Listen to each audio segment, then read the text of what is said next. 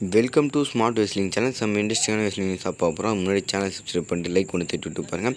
First start பண்ணுவோம். இந்த Obafemi versus Brock Lesnar and guys, Brock Lesnar versus Obafemi official பண்ணிட்டாங்க. இதை பற்றி எதுக்கு பண்ணாங்க, என்ன விஷயன்றது போன வீடியோவில் சொல்லியிருப்பேன். அதை போய் மறக்காமல் பார்த்துக்கோங்க. இங்கே பார்த்தீங்கன்னா ஒபாஃபெமியோட ஃபீலிங்ஸை பார்த்தீங்கன்னா காட்டியிருப்பாங்க. ஒபாஃபெமி பிராக் லெஸ்னர் கீழே ஓடி விழுந்து கிடப்பார். விழுந்து கிடக்கும்போது ஒபாஃபெமி கண்ணுலேருந்து தண்ணி வரும். அது என்ன ப்ரோ தற்செயலான்னு கேட்டிங்கன்னா, இல்லை, அது ஒபாஃபெமி அவரோட கண்ணீர் தான். ஏன்னா இவ்வளோ பெரிய இடத்துக்கு போகிறாருன்னா அது யாரால், பிராக் லெஸ்னராக. பிராக் லெஸ்னர் என்ன இருந்தாலும் அவர் லெஜண்ட்டுக்கு ஒரு மரியாதை செலுத்துகிற மாதிரி பண்ணியிருக்காரு. ஏன்னா அவர் வாழ்க்கையை டிசைட் பண்ண வேண்டிய விஷயம், ஒபாஃபெமியோட வாழ்க்கை இதில் தான் அடங்கியிருக்கு. அவர் வாழ்க்கையை எங்கே கொண்டு போக போகுது, எதை நோக்கி போக போகுது, அதான் டிசைட் பண்ண போகிறது. பர்ஃபெக்டாக பக்காவாக பண்ணுது. அதனால் பார்த்தீங்கன்னா எமோஷனல் ஆகிட்டார். பிராக் மட்டும் இல்லைனா ஒபாஃபெமி இவ்வளோ பெரிய இடம் கிடச்சிருக்காது. அப்போ பிராக் ரசிகர்லாம் கொஞ்சம் என்ன ப்ரோ பண்ணுறதுன்னா எமோஷ்னல் கொஞ்சம் கஷ்டப்படுவாங்க தான். இருந்தாலும் பிராக் லெஸ்னர் ஃபேன்ஸு பழக வேண்டி தான். ஏன்னா இது ஒன்றும் புதுசு இல்லையே. பிராக் லெஸ்னர் எவ்வளோ பேர்த்து வளர்த்து விட்டாரு, அது நமக்கு நல்லா தெரியும். ஆஸ்டின் தியரி, இன்னும் எவ்வளோ ரெஸ்லரு பிராக் லெஸ்னர் அடி வாங்குற மாதிரியே காமிச்சிருப்பார். இந்த ஓமாஸு பிராக் அடி வாங்குற மாதிரியே காமிப்பார். அதுக்கப்புறம் தான் அப்படியே ஈக்குவல் பண்ணி வளர்த்து விடுவார். அந்த மாதிரி இப்போ ஒபாஃபெமியும் ஒரு தரமாக பார்த்தீங்கன்னா வளர்த்து விட போகிறாரு பிராக் லெஸ்னர். அதுக்கடுத்து வந்து பார்த்தீங்கன்னா குந்தரோடைய வெஸ்டர்மேனியா 42 ஆப்போனண்ட்டு யாராக இருக்கலாம், எதனால் இப்படி ஆயிடுச்சு, ஏன் பிராக் இல்லை அப்படின்றதெல்லாம் போன வீடியோவில் சொல்லியிருப்பேன். அது ரொம்பவே எல்லாமே தரமாக தான் இருக்கும் அந்த அப்டேட்டில். இங்கே வந்து பார்த்தீங்கன்னா இப்போ ஒரு அப்டேட் கிடச்சிருக்கு. Rey Mysterio versus Gunther WrestleMania 42 career ending match. அது போன இதில் டவுட்லேயே சொல்லியிருப்பேன், இது நடக்கிறதுக்கு தான் வாய்ப்பு இருக்குது, வேறு ஆப்ஷனே இல்லை. குந்தருக்கு பிராக் இல்லை, வேறு யாருமே இல்லைன்ற மாதிரி சொல்லியிருந்தேன். இப்போது அப்சர்வர்ஸு எல்லாம் பார்த்தீங்கன்னா ரிசர்ச் பண்ணிட்டாங்க.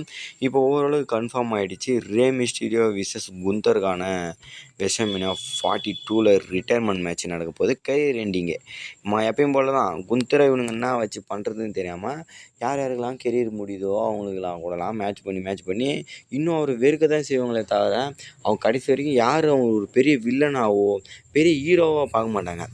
வில்லனா இப்போது வில்லன்பா வரான்ப்பா பயப்படுறப்பா இந்த மாதிரிலாம் இல்லை. இவன் என்னடா இவன் என்னமோ அப்பிரால் மாரி மாத்திரம் பண்ணுறான்லேன்னு சொல்லிட்டு அந்த மாதிரி தான் யோசிப்பாங்களே தவிர, ஐயோ குந்தர் வரான்ப்பா ஐயோ அப்படிலாம் தோணாது. இவன் வந்துட்டானா எந்த ரெஸ்லர் இவங்க கூட மோத போகிறாரோ அதே பயமாக இருக்கும். ஐயோ இவர் ரிட்டையர் பண்ணுறாரு தவிர, இவர் வந்துட்டாருப்பா, இவர் இது கீச்சிருவாருப்பா, இவர் வின் பண்ணுறான் எது சொல்கிற பாருங்க. அம்மா டென்ஷன் ஆகுது எனக்கு. சரி விட்டு தள்ளுங்க. ஆக மொத்தம் பார்த்தீங்கன்னா ரே மிஸ்டீரியோ கரியர் எண்ட் ஆஃப் ஆக போகுது வெஸ்டர்மேனியா 42. அதிகபட்சம் ரே மிஸ்டீரியோ ஃபேன்ஸ்லாம் ஓல்டில் தான் இருப்பாங்க, இப்போது யாரும் இல்லை. ஆனால் இருந்தாலும் இப்போ இருக்கவங்களுக்கு பிடிக்கும், அவ்வளோதான்.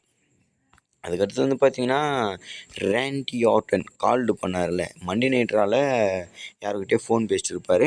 அது ஏதோ ராயலிட்டின்னு பேசிகிட்டு இருப்பார். அதில் வந்து பார்த்தீங்கன்னா ராக்குன்னு சொல்லியிருந்தாங்க. அது கூட நான் சொல்லியிருப்பேன், போய் பார்த்துக்கோங்க. ராக்கை பற்றி ஃபுல் டீகோட்டாக. இன்னொரு நபர் பெருசாக அடிப்படுறாரு, கெவின் ஓவன்ஸு. இப்போ கெவின் ஓவன்ஸ் பேர் அடிப்படுது எதனாலன்னு கேட்டிங்கன்னா, கெவின் ஓவன்ஸும் இந்த ஸ்டோரியில் இருந்தார்ல, நல்லா கவனித்து பார்த்தீங்கன்னா கெவின் ஓவன்ஸ், ரேண்டி ஆர்டன், கோடி ரோஸ் இவங்களுக்குள்ளே மாற்றி சண்டை வர மாதிரி அது இதுன்னு சொல்லிட்டு அதுக்கப்புறம் தான் கெவின் ஓவன்ஸையும் கோடியும் ஃபியூடு பண்ணி வேறு லெவலில் கொண்டு போயிருந்தாங்க. இப்போது கெவின் ஓவன்ஸு இதில் இன்வால்வ்மெண்ட் பண்ணலாம், ரேண்டி கூட ஹீல் டர்ன் பண்ணி அவர் ரேண்டி ஹெல்ப் பண்ணுற மாதிரி சில விஷயங்கள் பண்ணலான்ற மாதிரி சொல்லியிருக்காங்க. எத்தனை பர்சன்டேஜ் வாய்ப்பு இருக்குன்னு கேட்டிங்கன்னா ஒரு 60% வாய்ப்பு இருக்குது.